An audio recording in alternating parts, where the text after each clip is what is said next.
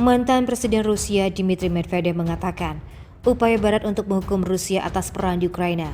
Rusia adalah negara nuklir dan sanksi internasional yang beresiko membahayakan kemanusiaan. Dilansir dari Reuters, invasi Rusia telah memicu krisis paling serius dalam hubungan antara Rusia dan Barat sejak krisis rudal Kuba tahun 62, ketika banyak orang khawatir dunia berada di ombang perang nuklir.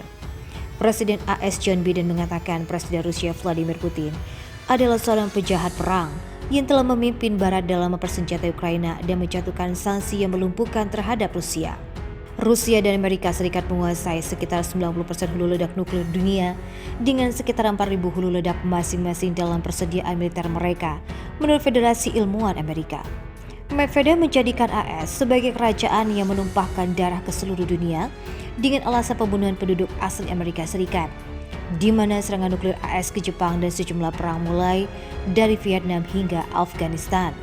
Upaya untuk menggunakan pengadilan untuk menyelidiki tindakan Rusia di Ukraina, menurut Medvedev sia-sia dan berisiko mengancam global. Putin meluncurkan invasi dan menyebutnya sebagai operasi militer khusus. Ukraina dan sekutunya mengatakan Rusia meluncurkan perebutan tanah bergaya kekaisaran. Ini memicu konflik terbesar di Eropa sejak Perang Dunia Kedua. Setelah gagal merebut ibu kota Kiev lebih awal, Rusia sekarang melancarkan perang pemutusan hubungan untuk wilayah Donbas, Ukraina, yang sebagian dikendalikan oleh proksi separatis Rusia. Pada hari Minggu, Putin mengklaim kemenangan terbesarnya ketika pasukan Ukraina mundur dari provinsi Luhansk.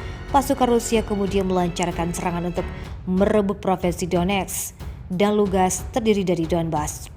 Rusia mengatakan ingin merebut kendali wilayah industri timur dan juga barat atas nama separatis yang didukung Moskow di dunia Republik Rakyat yang dipromosikan oleh mereka sendiri.